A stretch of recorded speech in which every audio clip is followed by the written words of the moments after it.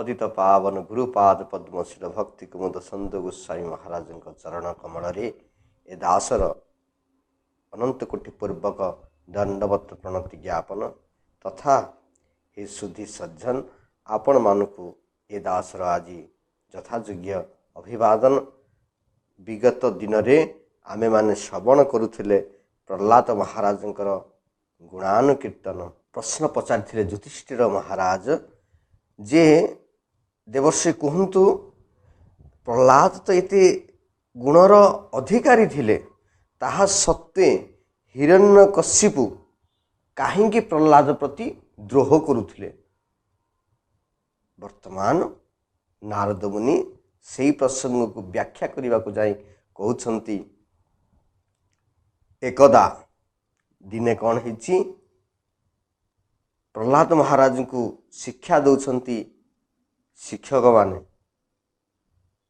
शिक्षा दवा अंतराले राजा आग्रह प्रकाश कर पुत्र को देखिया पाई। आउ या भितर गोटे कथा थिला जे प्रहलाद महाराज को शिक्षा दौथिले किए षंढ आ अमर्क ये दुई जन दैत्य गुरु शुक्राचार्यंकर संतान थिले।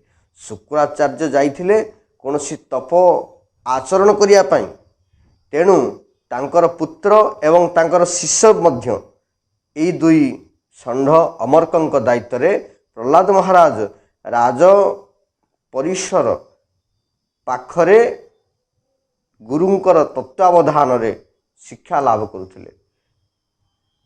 असुर कुलर शिक्षा, द्वंद्व शिक्षा, परश्री कातरता शिक्षा, मत्सरता शिक्षा, पर आपणार शिक्षा, युद्ध शिक्षा अर्थात सेठी प्रेमर परिभाषा एक बार शून्य।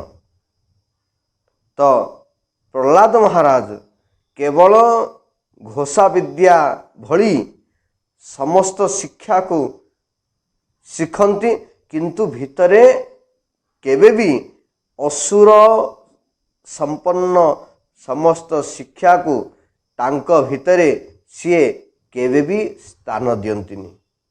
ये होची तांकर विशेष गुण थिला। शिखिबे किछि कहिबेनी, भितरे किछि रखिबेनी, शिखिले गुरु को उत्तर दे देले सरीगला। दुई जन व्यक्ति प्रहलाद बुझी की पढ़िथिले, युधिष्ठिर महाराज पढ़ी की बुझिथिले। युधिष्ठिर महाराज जेतेबेले द्रोणाचार्य शिक्षा दौछंती सत्यं वद धर्मं चर तो कही दियंती शिक्षा दियंती ता पर दिन समस्ते आसी उत्तर दे दियंती ना गुरुदेव काली आपण यह पाठ पढ़ाइथिले। किंतु युधिष्ठिर किछि उत्तर दियंतीनी। गोटे दिन, दुई दिन, तीन दिन एभली प्रत्येक दिन बेत्राघात करुथिले द्रोणाचार्य।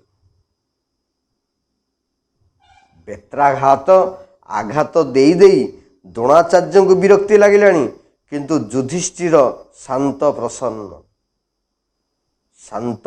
प्रसन्न चित्त थिले। प्रश्न पचारुछंती द्रोणाचार्य एकांतरे, अरे पुत्र वत्स तुम्हें तुमको एते आघात दौची, तुमर किसी प्रतिक्रिया नहीं, तुम्हें भी किसी उत्तर भी दौन, यार कारण कौन? कहले गुरुदेव मु आपण जहाँ पाठ पढ़ी से गुड़ी को मु जो दिन निजर कर्म रे परिवर्तन करि परिबी, निजर आचरण रे सिद्ध करि परिबी, से दिन मु आपण को उत्तर देवी।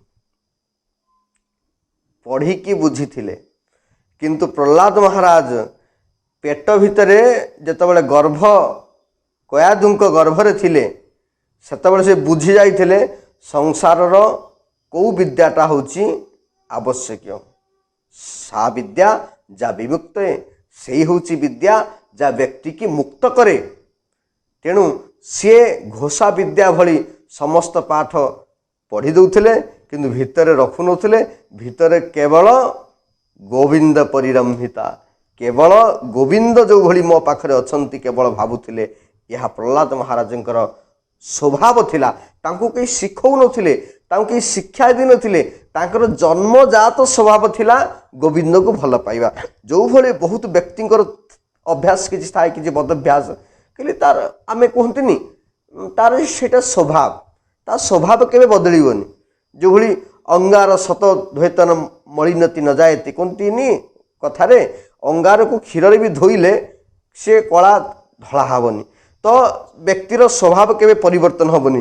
ତ ପ୍ରହ୍ଲାଦଙ୍କର କୃଷ୍ଣଙ୍କୁ ଭଲ ପାଇବାର ସ୍ୱଭାବ ଜନ୍ମଜାତ ସ୍ୱଭାବ, ତାକୁ ପରିବର୍ତ୍ତନ କରିବା ବଡ଼ ଦୁରୂହ ବ୍ୟାପାର ଥିଲା। ଦିନେ କ'ଣ ହେଇଛି, ଦୁଇ ଜଣ ଗୁରୁ ମାନେ ଶିକ୍ଷକ ଷଣ୍ଢ ମର୍କ ହିରଣ୍ୟକଶ୍ୟପଙ୍କ ପାଖକୁ ନେଇ ପ୍ରହ୍ଲାଦଙ୍କୁ ଯାଇଛନ୍ତି। ହିରଣ୍ୟକଶ୍ୟପ ପୁତ୍ରକୁ ଅତୀବ ସ୍ନେହ ପ୍ରେମ ଆଦରରେ ବସେଇଛନ୍ତି କୋଳରେ। କୋଳରେ ବସେଇ ପଚାରୁଛନ୍ତି, ବାପାରେ ତୁ କ'ଣ ତୋ ଗୁରୁ ପାଖରୁ ଭଲ କଥା ଶିଖିଲୁ, କ'ଣ ସବୁ ଶିଖିଲୁଣି ମୋତେ ଟିକେ କହନି। ଆମେ ଯେଉଁଭଳି ଛୁଆଙ୍କୁ କହନ୍ତି, ଏଇ ବାପା ତୁ କ'ଣ ଆଜି ସ୍କୁଲରେ ପାଠ ପଢ଼ା ହେଲା ରେ, କ'ଣ ଶିଖିଛୁ, କ'ଣ ତ ସାର୍ ଆଜି କହିଲେ, କେତେ ବାଟ ପଣିକିଆ ଲେଖିଲୁ, ମିଶାଣ ଫେଡ଼ାଣ ଶିଖିଲୁ କି। ତ ଆମେ ଯେଉଁଭଳି ପଚାରନ୍ତି, ସେଇଭଳି ପିତୃବତ୍ ସ୍ନେହରେ ହିରଣ୍ୟକଶ୍ୟପ ଆଜି ପଚାରୁଛନ୍ତି ଯେ ପୁତ୍ର କ'ଣ ତ ବିଦ୍ୟାଳୟରେ ତୋର ଗୁରୁଦେବ ତୋତେ କ'ଣ ଶିକ୍ଷା କରିଛନ୍ତି, ଶିକ୍ଷା ଦେଇଛନ୍ତି କହିଲୁ ଟିକେ। ଇଏ ଆଶା କରିଥିଲେ ପ୍ରହ୍ଲାଦ ତ ଛୋଟ ବାଳକ, ହେ କ'ଣ ଗୋଟେ କହିବ ଆଉ, ମାନେ ବାଳକ ଚପଳତାରେ କିଛି ବି ଗୋଟେ କହିବ ଯେଉଁଟାକି ମୂଲ୍ୟହୀନ, ଯେଉଁଟାକି ମାନେ ହାସ୍ୟାସ୍ପଦ। ତେଣୁ ପିଲାକୁ କୋଳରେ ବସେଇ ନା ମୁଁ ଏଇ ପାଠ ପଢ଼ିଲି ସେଇ ପାଠ ପଢ଼ିଲି କହିବ, ଟିକେ ଆନନ୍ଦ ନେବା।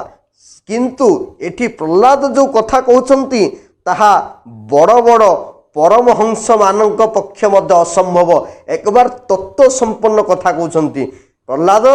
ଇଏ ହିରଣ୍ୟକଶ୍ୟପ ଚିନ୍ତା କରିଛନ୍ତି ଯେ ପ୍ରହ୍ଲାଦ ମୋର ପାଠ ପଢ଼ିକି ବଡ଼ ମଣିଷ ରାଜା ହେବ, ପ୍ରହ୍ଲାଦ ମୋର ଉତ୍ତରାଧିକାରୀ ହେବ। କିନ୍ତୁ ଆଜି ହିରଣ୍ୟକଶ୍ୟପକୁ ପ୍ରହ୍ଲାଦ କହିବେ ନା, ଏ ସଂସାରରୁ ବିରତ ହୁଅ, ଜଙ୍ଗଲକୁ ଯାଇ ଭଜନ କର। ହେ ସଜ୍ଜନ, କ'ଣ କହିବେ ପୁଣି ଆମେ ଆଗାମୀ ଅଧ୍ୟାୟରେ ଆଲୋଚନା କରିବା। ଆଜି ପାଇଁ ଏତିକି। ଜୟ ଜଗନ୍ନାଥ।